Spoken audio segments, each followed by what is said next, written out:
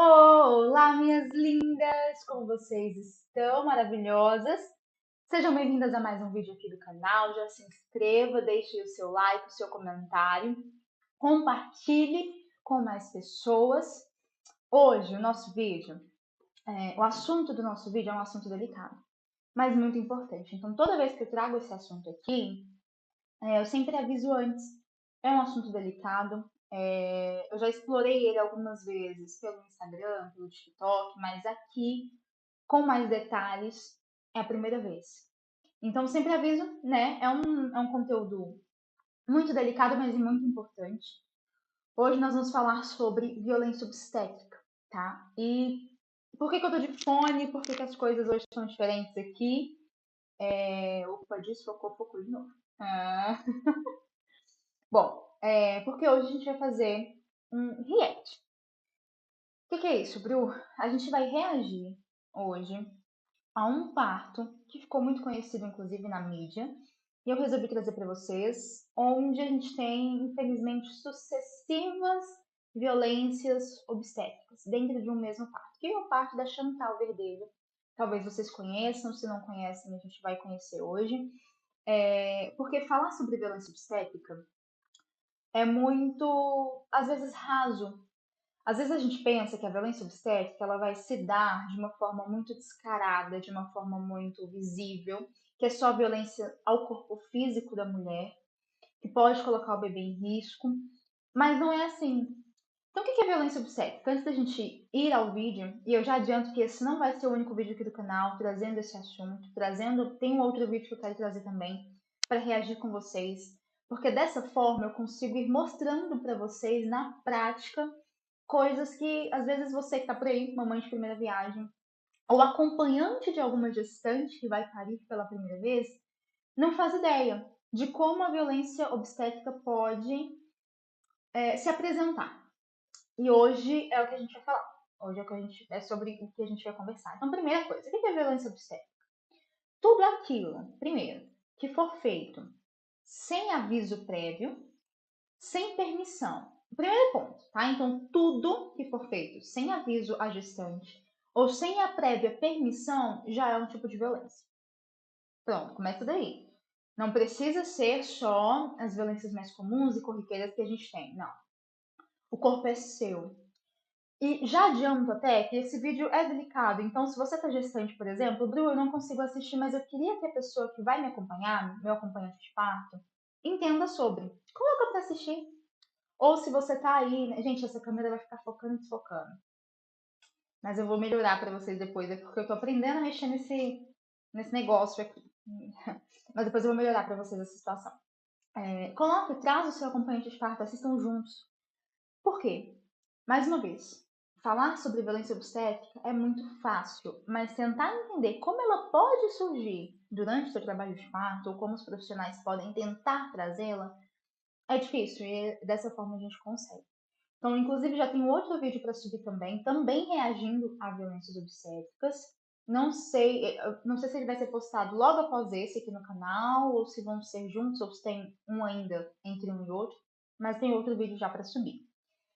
Então, primeiro, tudo que for feito sem aviso prévio, sem permissão prévia, já é uma violência obstétrica.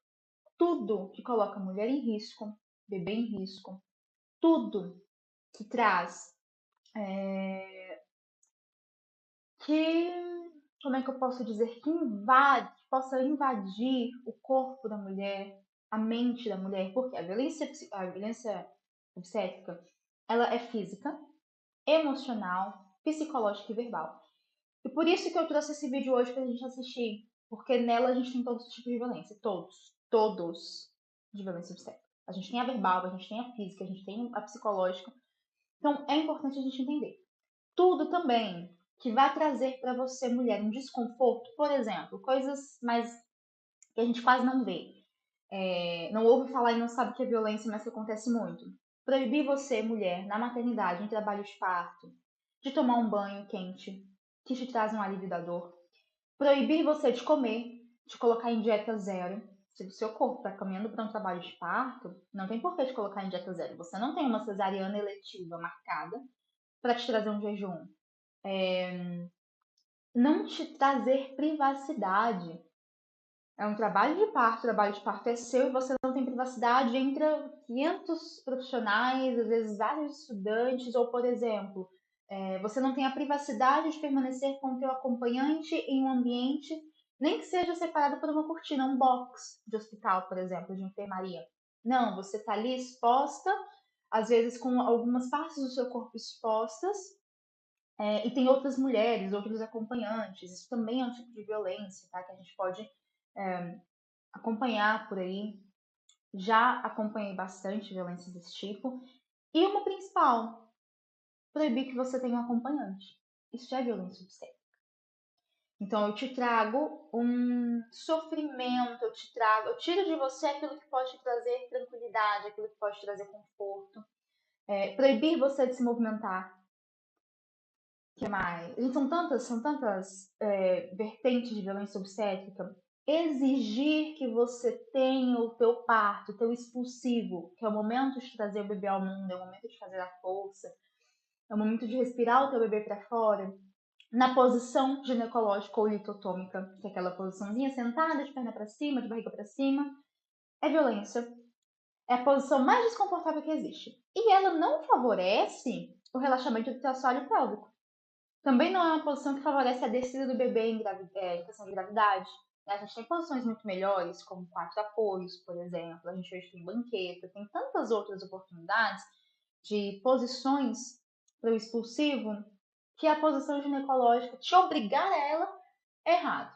Se você se sente confortável e à vontade, assim, é uma coisa. Não é a posição que é violência obstétrica, mas é obrigar você a parir naquela posição, obrigar você a não se movimentar, te manter presa à maca, à cama ali, do box, da enfermaria ali, em trabalho de parto. Exigir que você fique em silêncio, não grite, não vocalize. Vocalizar, gente, é muito importante. Quando a gente vocaliza, você relaxa a musculatura da boca, você relaxa a musculatura pélvica. Há uma ligação. Você está no seu direito.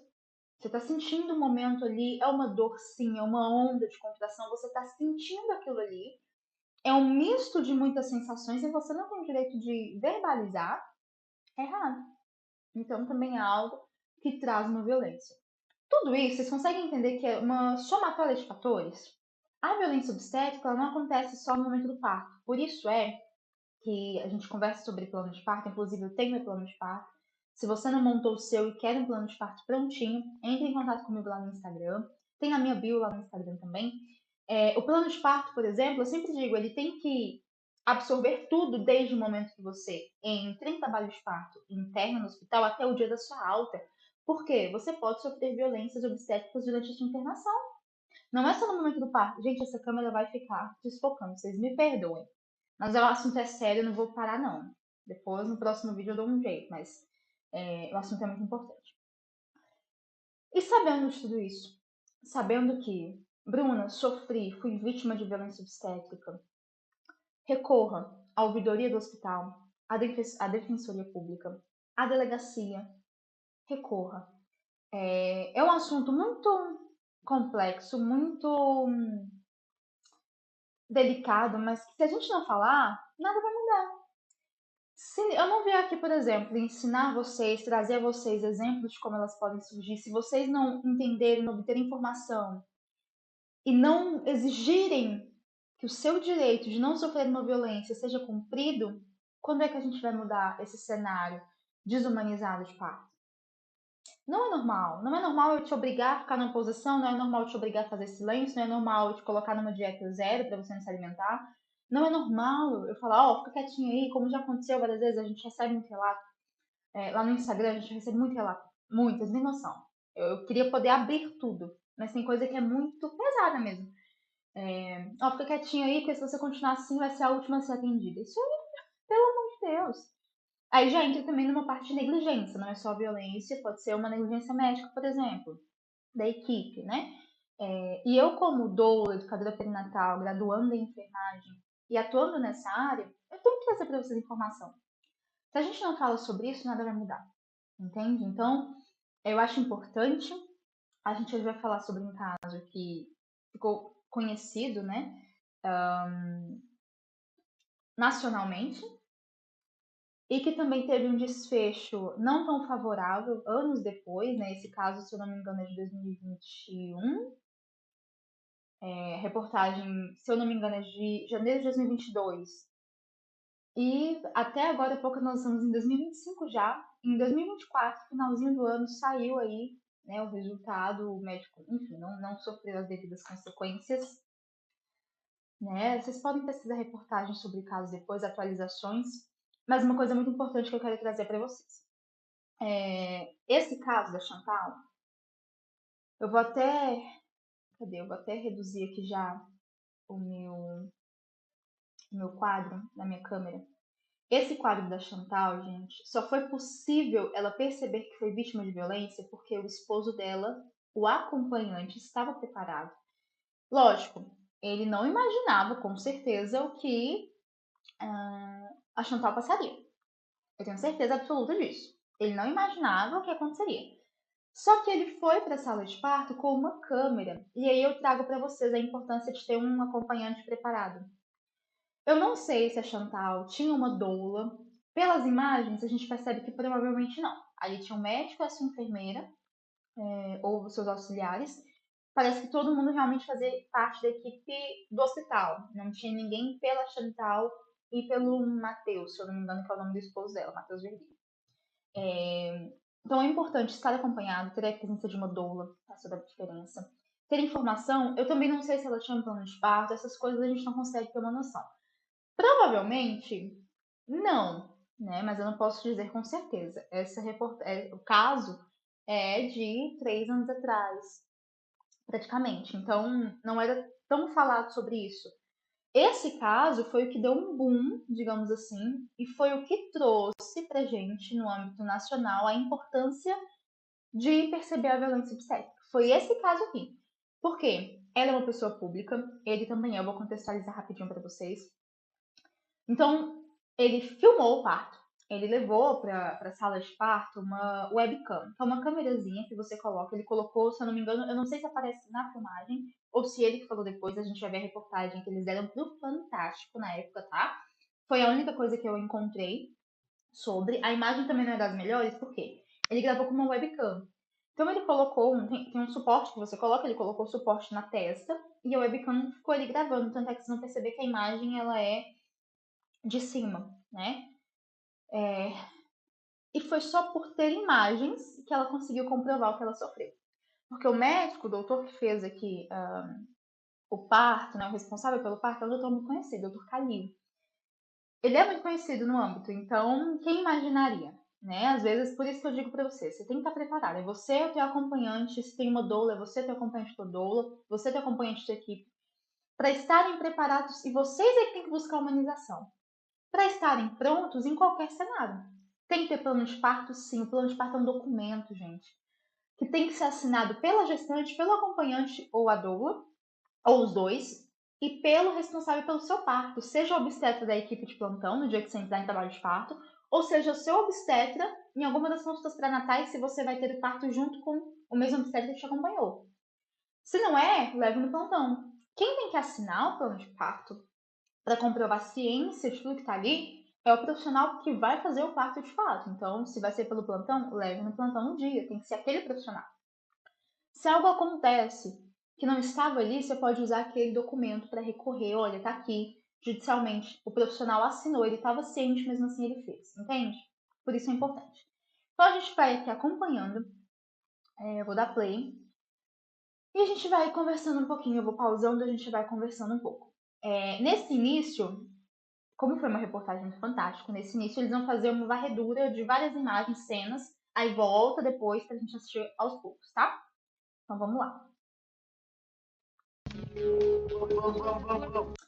Muita atenção na legenda. Eu sei que a minha foto, meu Deus, a minha câmera ela vai ficar em cima, mas eu vou lendo pra vocês, tá? É o único jeito, o único lugar que eu consigo colocar minha câmera. Deixa eu ver se eu consigo reduzir ela ainda mais. Assim, é o mínimo que eu consigo. Aqui, por exemplo, ó, vamos Chantal empurra, fazendo puxo dirigir, que não é indicado também, é um tipo de violência obstétrica. O ideal é você empurrar, que é o puxo espontâneo, quando você sente a vontade de empurrar e no momento da contração. Se há um profissional externo que vem, te obriga e te traz esse vamos, empurra e não para, não para, não para, senão vai subir. Mentira, bebê não sobe, tá? O bebê que tá no canal vaginal, gente, ele desce aos pouquinhos, mas ele desce. Ele não sobe de volta. Ele tá no canal vaginal, a cada contração, a cada força que você faz, ele vai descer um pouquinho mais. Ele desce bem devagarinho, gente. O bebê, ele desce, a gente diz que é em movimento de parafuso. Ele vem rodando bem pouquinho, bem de leve, para não causar laceração. Então, ele vem se acomodando ao seu canal de parto. E quando eu peço para você, por exemplo, digo eu, né, o modo de falar, mas quando o profissional chega e fala assim, empurra, empurra, empurra, empurra, não para, não para, não para. Em que momento essa mulher respira? E melhor, em que momento ela obtém oxigênio para mandar para o bebê através do cordão umbilical? Eu posso colocar esse bebê em risco. E acaba o fôlego da mulher. O expulsivo não tem que ser assim. Tem profissional que chega a fazer isso porque ele quer acabar com o parto mais rápido, né? Então vamos lá. Eu vou lendo aqui para vocês porque eu sei que a minha câmera está tampando um pedacinho da legenda. Poxa, tá empurra. Não sobe. E aí um xingamento. Eu não sei nem se eu vou conseguir colocar, censurar, gente, o áudio, né? Porque xingamento no YouTube acho que não pode. Sobe, porra. A viadinha, ela não faz a força. A viadinha não faz a força fina. Vão reparando que a gente já começou com violência verbal, tá? Violência obstétrica no âmbito verbal. E psicológico, tá? Esse aqui já é emocional. Opa! O útero é uma porcaria. O útero é uma porcaria, a contração é ruim. Mais uma violência verbal. Eu não sei nem, gente, como é que. Tá sendo Não sei como é. Eu tinha alguns motivos para não falar. Aí agora já é ela falando, tá? Prestem atenção no que ela tá falando. Além de não estar bem emocionalmente, eu não queria a imagem da minha filha exposta desse jeito, num contexto de que a chegada dela foi horrível. Chantal Verdelho, mãe de 2 filhos, influenciadora digital. E outra coisa, muito importante. Casos como o da Chantal, a gente sabe, o médico não recebeu a penalidade devida, enfim, mas existem muitas Chantais todos os dias. Existem várias.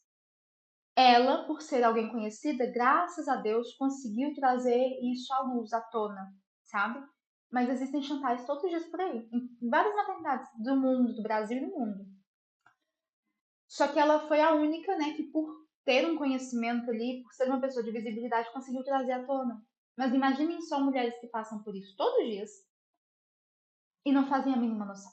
Por isso vídeos como esse aqui é tão importante, porque às vezes a mulher ela não tem informação e ela acredita fielmente no procedimento que aquele profissional, aquela instituição ou no que aquela instituição está dizendo, acredita, né, cegamente e acha que é normal, que é protocolo. E não é. Olha só o que ela fala, ó, ele me xingou o parto inteiro. Então a violência verbal aconteceu durante todo o trabalho de parto. Ele me xinga o parto inteiro. É muito palavrão e xingamento o tempo inteiro. Depois de quase um mês que um áudio com denúncias de violência obstétrica contra o médico Renato Calil e trechos em vídeo do parto da filha caçula foram parar na internet, Chantal decidiu que era a hora de falar pela primeira vez sobre o assunto. Mas faz força, porra. Sem comentário, né? Eu tô fazendo, mas forçação. E ela diz, eu tô fazendo. Ai, gente. Tem que respirar, né? Isso aqui é de uma monstruosidade tamanha. Eu sou a maior interessada nisso. O nascimento da filha dela, Domênica, aconteceu em setembro de 2021, num dos principais hospitais de São Paulo. Chantal optou por um parto humanizado. Uma coisa aqui que a gente tem que falar.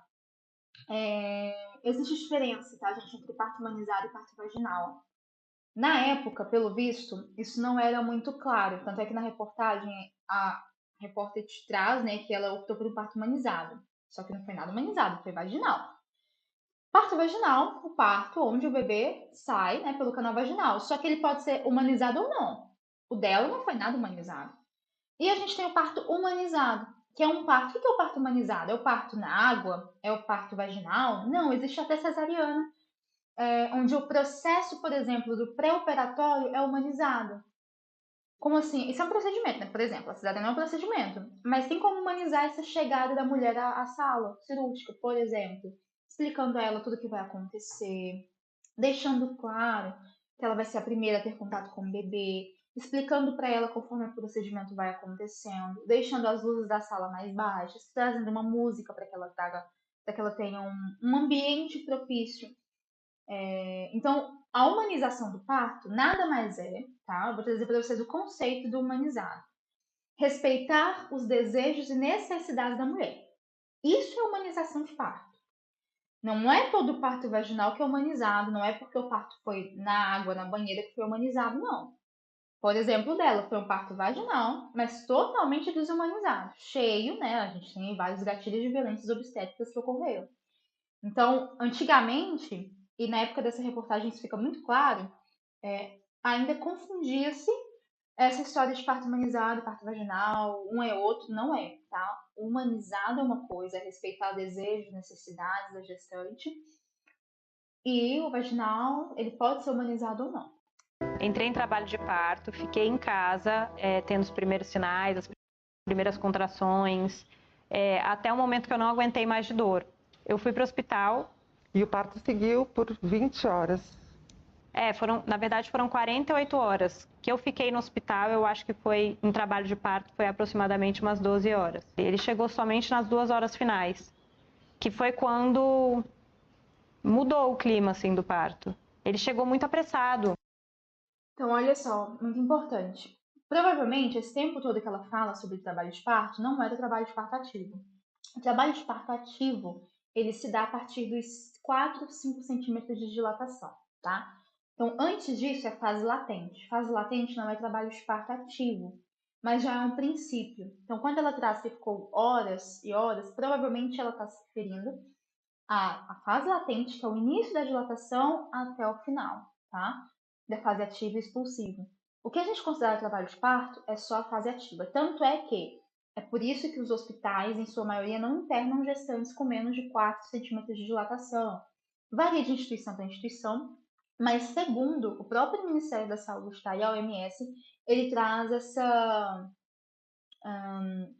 esse protocolo do parto ativo. E uma outra coisa muito importante, ele apareceu somente nas 2 horas finais. Então ele já chega próximo ao expulsivo. E o que ela fala é muito interessante. Então ela optou por um parto humanizado e o que tudo indica é que ela teve uma experiência de parto humanizado até ele chegar. Olha só que situação, né? Foi uma quebra de expectativa, uma mudança de ambiente, uma mudança de clima, como ela mesma fala. Eu não entendi o porquê de tamanha pressa e Ele chegou apressado. Lembra que eu falei para vocês que existe profissional que chega já querendo te fazer empurrar sem parar porque ele quer que o trabalho de parto acabe logo. Tem médico que traz a indução sem necessidade para terminar logo. Traz a indicação de uma cesariana sem indicação para terminar logo. Isso casa muito com o que ela falou. A pressa, vocês vão perceber que tudo que ele faz durante as filmagens é para agilizar o trabalho de parto. Ele faz de tudo. Episiotomia, manobra de Christelé, a gente vai conversar sobre, mas observem esses detalhes que ela traz. e aquela agonia toda de vai, força, rápido, você não tá fazendo, tá meditando. Vai, você tá meditando, vamos. Vai, você tá meditando. Vamos, por quê? Ela tá ali no... Gente, o trabalho de parto é da mulher. Ela tá com certeza, nesse momento aqui, ela tava respirando, tentando trazer a tranquilidade, sentindo cada contração, e ele disse que está meditando, não pode. É isso. Controle de respiração, inclusive, eu ensino no meu curso. Respiração faz diferença, vocalizar faz diferença, o trabalho de parto tem que ser um momento de relaxamento, para relaxar só o pélvico. Vamos. Ele ficava insistindo pro Matheus para que fosse feita a episiotomia, num tom como se, olha aqui, ó, vai rasgar aqui, que é onde a gente teria relações no futuro, né? Então, é melhor eu dar um pique aqui, é melhor eu dar uma cortadinha aqui, né? Episiotomia. não existe indicação real para episiotomia. Ah, não há como saber, por exemplo, se o bebê vai ter uma desproporção encefalopélvica, se ele vai demandar mais tempo ali na saída vaginal e já trazer um corte em camadas. A episiotomia, a gente, é feita em camadas, contra o sentido da fibra muscular da mulher. Não é como a laceração. A laceração é um rasgo que, se vier a acontecer, porque na grande maioria das vezes o períneo permanece íntegro, se vier a acontecer, acontece no sentido da fibra muscular. É feito, acontece numa camada mais superficial. Dependendo, se for até uma laceração grau 1, nem precisa dar pontos. A própria mucosa depois já regenera, já se une. E olha só o que ele fez. Por isso eu digo a vocês, tenham acompanhantes preparados tanto quanto vocês. Ele com certeza percebeu que a Chantal não iria ceder à episiotomia. Ela com certeza dá para entender que ela tinha ali um pouco de informação. E ele começa a apelar para o acompanhante, que é o marido. Usando de uma estratégia podre, né? Me desculpem a palavra, mas assim, olha só, vai lacerar aqui o órgão sexual da tua esposa. No momento do trabalho de parto, que é a menor das preocupações, entende? Quando, na verdade, mulheres, é um adendo muito importante de fazer, mulheres que têm episiotomia, na grande maioria das vezes, tá, gente, 98% das vezes, por ser contra, por esse corte ser em camadas e contra o sentido da fibra muscular da mulher, ela cria fibrose embaixo. Algumas mulheres têm até formação de queloide nessa cicatriz. E com essa fibrose, com a formação de queloide, algumas terminações nervosas são interrompidas ali no corte. Tem mulheres que não sentem mais a região, tá? Eu recebo alguns relatos lá no Instagram, às vezes até nas caixinhas de perguntas, né, que são anônimas, as pessoas se sentem confortáveis de trazer, ou no direct, por exemplo, de mulheres que passaram por episiotomia. Tem até um vídeo lá, depois vocês olham lá no feed, que as mulheres se sentiram muito confortáveis em trazer nos comentários as suas experiências. E a maioria delas diz, olha, meu filho tem 12 anos e até hoje eu sinto dor na episiotomia, meu filho tem 6 anos e até hoje eu não sinto a região, perdi até o prazer sexual. Ah, meu filho tem não sei quantos anos, já passei por outros trabalhos de parto, mas a dor nessa região nunca sumiu. Então é algo que a gente sempre tem que ficar de olho. E ele percebe que a gestante não vai ceder, ele recorre ao acompanhante. Imagina só se o Matheus não estivesse ali preparado por ela, por exemplo, instruído, né? Então, por isso eu digo a vocês, tenham acompanhantes que não vão passar a noite com você. Acompanhar não passar a noite com você.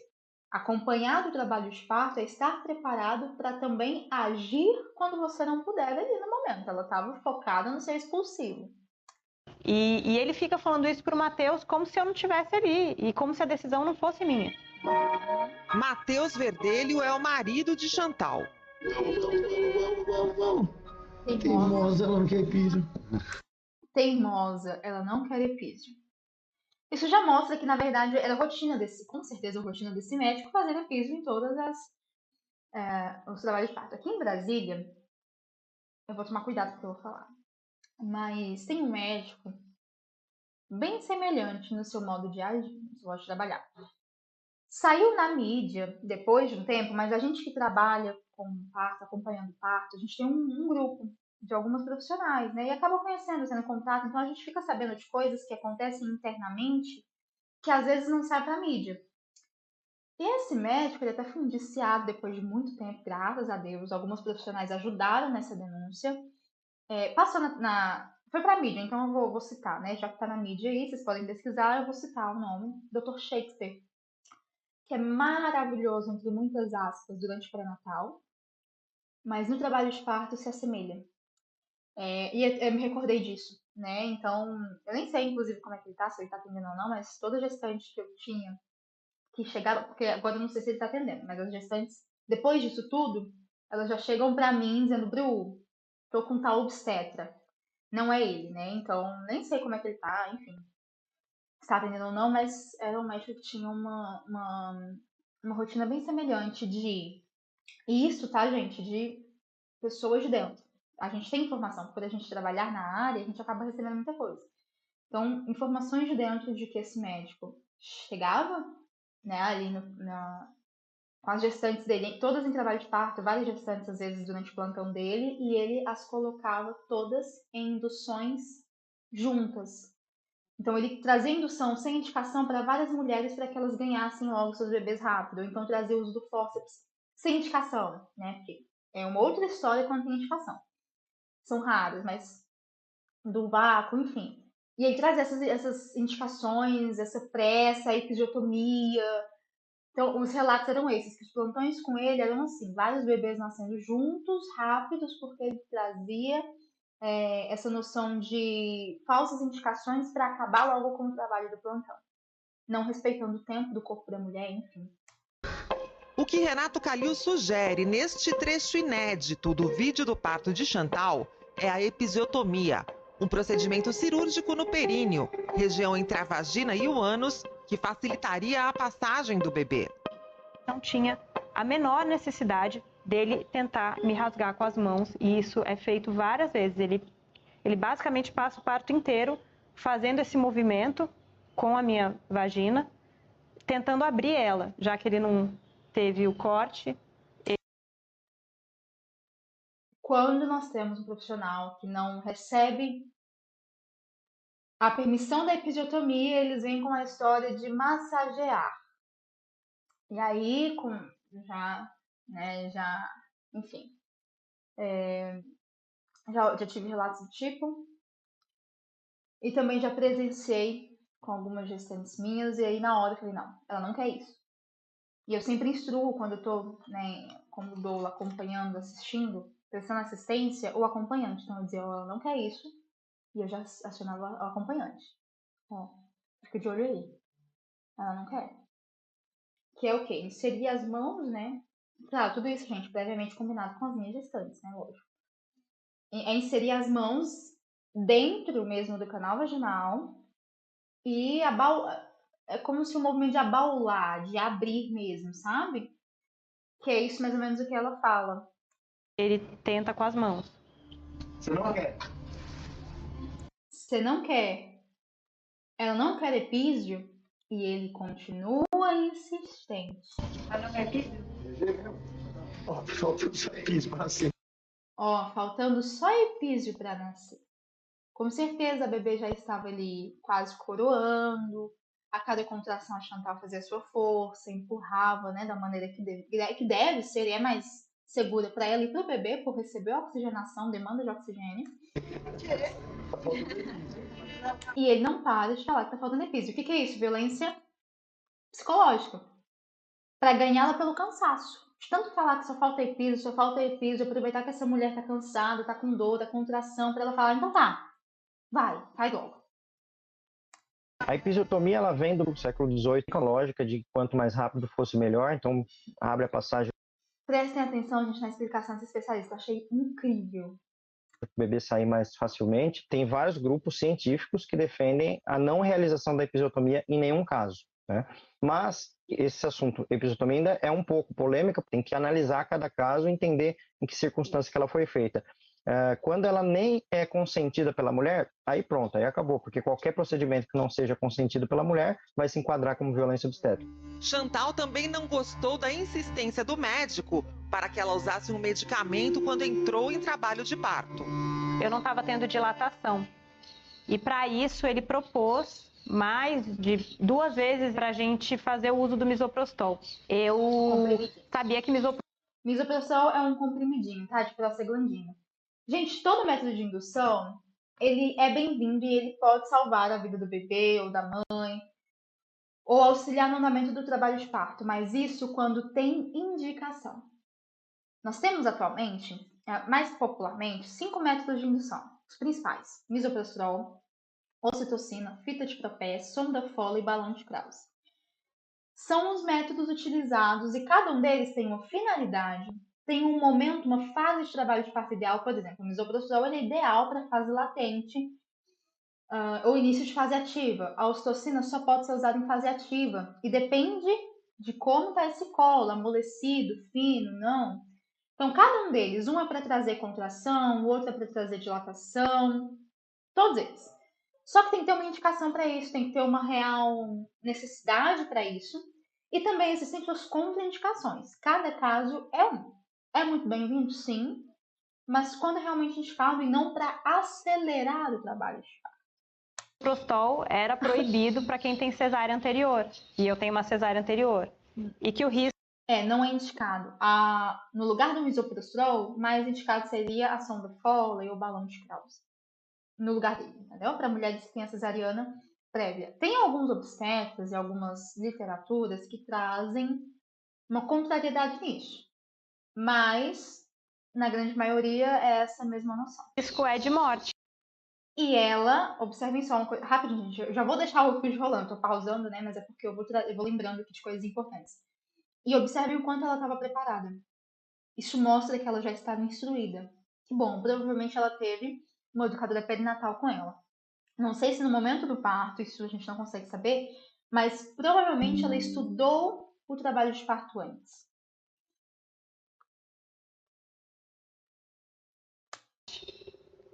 Pode ter um rompimento do útero e a mulher pode ter uma hemorragia e morrer, mãe e bebê. Renato Calil tentou convencer Chantal. Vamos pensar, pensa aí de repente no miso.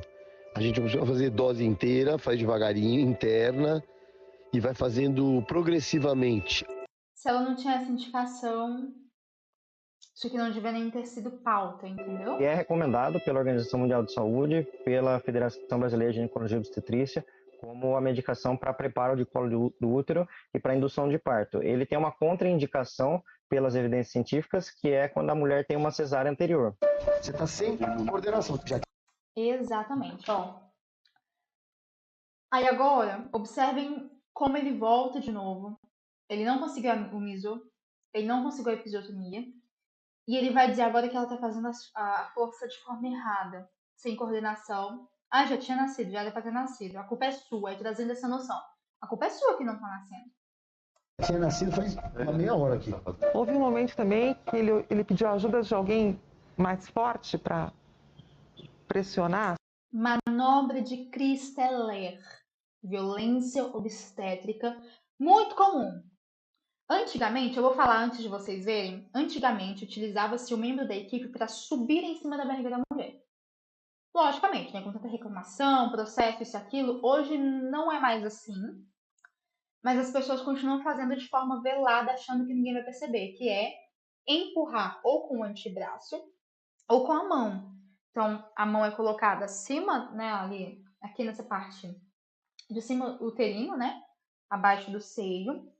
E no momento que você está fazendo a força, alguém vem e coloca, pressiona, realmente traz uma força com o peso do corpo inteiro daquela pessoa sobre o seu útero para empurrar o bebê a nascer, trazendo risco de rotura uterina.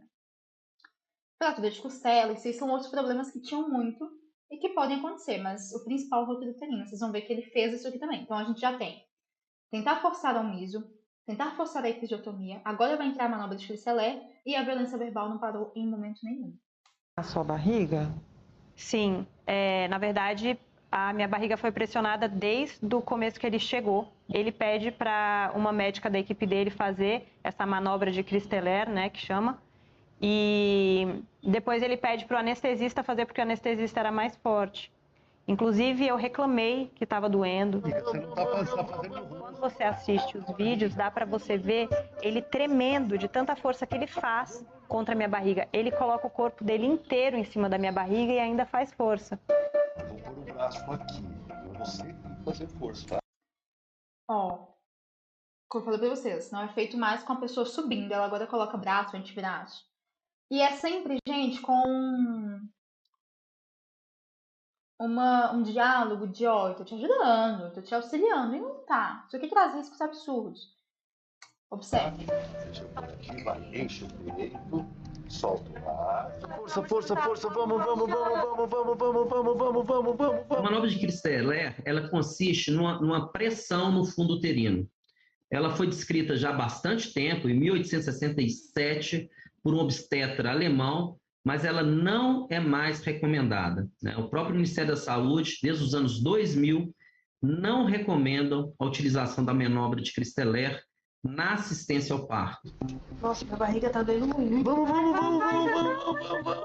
Pode estar associada a complicações maternas como, por exemplo, uma lesão, uma fratura de costela, o risco de uma lesão de alguma víscera, por exemplo, fígado, baço, o risco de rotura uterina, pode ter um risco de inversão uterina e também complicações fetais associadas à manobra de crista elétrica. Eu chego a pensar, cara, eu tava do lado da minha esposa, na frente da minha filha, eu não fiz nada. Então é uma situação muito ruim, muito chata, muito de impotência, né? Quando a gente viu o vídeo foi que caiu a ficha mesmo. A primeira atitude que a gente tomou foi de mandar ele para o Calil e mostrar em todas as partes onde a gente se sentiu agredido. Ele me deu uma resposta debochada e me bloqueou no WhatsApp. Vamos recapitular isso aqui. Tudo aconteceu, o acompanhante sentiu, né, teve uma sensação de impotência, e, gente, mulher e acompanhante às vezes sentem isso. Por quê? Com ele, parece assim, parece uma coisa fora do comum. Além de estar fazendo e de receber negativas, ele em momento nenhum parou, ele não parou. Ele mudava de atitudes violentas de uma hora para outra. Ele não cansou. Ele realmente tentou vencer pelo cansaço. Isso não aconteceu. E quando eles reassistem ao vídeo, né, depois de tudo ter acontecido, que eles percebem a maior prova de que ele tem noção do que ele fez. E de que, com certeza, para ele é comum, foi ele ter bloqueado, né, e dado uma resposta aí, como ela falou, debochada. Eu tenho certeza que ele não esperava, né, o vespeiro no qual ele estava se metendo. Porque, com certeza, ele fez isso com muitas mulheres. Muitas. Gente, esse médico, ele, em muitas aspas, de novo, é considerado uma referência entre os famosos. Inclusive, acho que tem um pai dele, tem um outro Calil aí também. Só que ele não imaginou que dessa vez não ia ser fácil. Que ela ia recorrer ao direito dela. Ou seja, ele me calou, inclusive. Só que vendo todos os relatos que foram aparecendo depois, de histórias iguais e muitas histórias muito piores, eu vi que realmente o buraco era mais embaixo. Chantal pediu a instauração de um inquérito policial para investigar as condutas do médico Renato Calil no dia 14 de dezembro e já prestou depoimento à polícia. As questões de abuso sexual e estupro, então eu fiquei muito abalada emocionalmente. De uma forma... Importante, em parênteses importante, tinha me esquecido desse fator. Quando ela entrou com o processo, e vamos pensar de novo, gente, quantas mulheres não passam pela mesma coisa, mas não têm a visibilidade ou poder, por exemplo, de ter mesmo. Com certeza ela tem bons advogados, ela tem uma equipe grande, talvez, uma assessoria jurídica, alguém que está realmente ajudando, né? E tantas pessoas que dependem, às vezes, da defensoria pública e que, enfim, não consegue, não flui da mesma forma. Quando isso chegou, as denúncias e tudo, a mídia, a polícia, a justiça, foi descoberto, e aí entra um outro fator muito importante e sério, que ele, né, muitas mulheres, muitas pacientes chegaram, né, se sentiram confortáveis para fazer suas denúncias, que ele cometia abusos sexuais, estupros, assédios em vários momentos, né? Em várias, não só em trabalho, né, no momento de trabalho de parto, mas em consultas de rotina, enfim. E aí foi quando, né, ele começou a ser procurado, a ser investigado, e ela vai falar sobre isso. Mas é porque ele também tinha já nas costas uma gama, né, de assédios, estupros e coisas já contra mulheres. Pacientes, tá? Assim, ó, você está recebendo uma missão aqui de fazer alguma coisa com essa história. Porque você foi jogada na piscina e foi obrigada a nadar, mas agora as outras mulheres estão aparecendo com coragem de contar que com elas aconteceu também. Para que as coisas mudem, as pessoas precisam denunciar, porque eu não quero que nenhuma mulher passe pelo que a nossa família passou. Bom, ai meu Deus, deixa eu voltar aqui para o nosso enquadramento. Essa foi a reportagem, né? Esse foi o vídeo, para trazer para vocês a importância da gente entender a violência obstétrica, principalmente de forma ativa. Aqui a gente conseguiu ter uma noção de diversas formas, infelizmente, né, através da experiência da Chantal, mas a gente conseguiu ter uma noção de diversas formas de como essa violência pode se apresentar. Opa, voltou. E que fique o alerta para você que é gestante, para você que é acompanhante de alguma gestante. Se você conhece alguma gestante, envie esse vídeo para ela, para que vocês possam sempre obter informação. Gente, obter informação é algo crucial, sabe? É ouro. E é o que a gente precisa agora. Tudo bem? Bom, esse foi o vídeo de hoje. Um grande beijo a todas vocês e até o nosso próximo vídeo aqui do canal.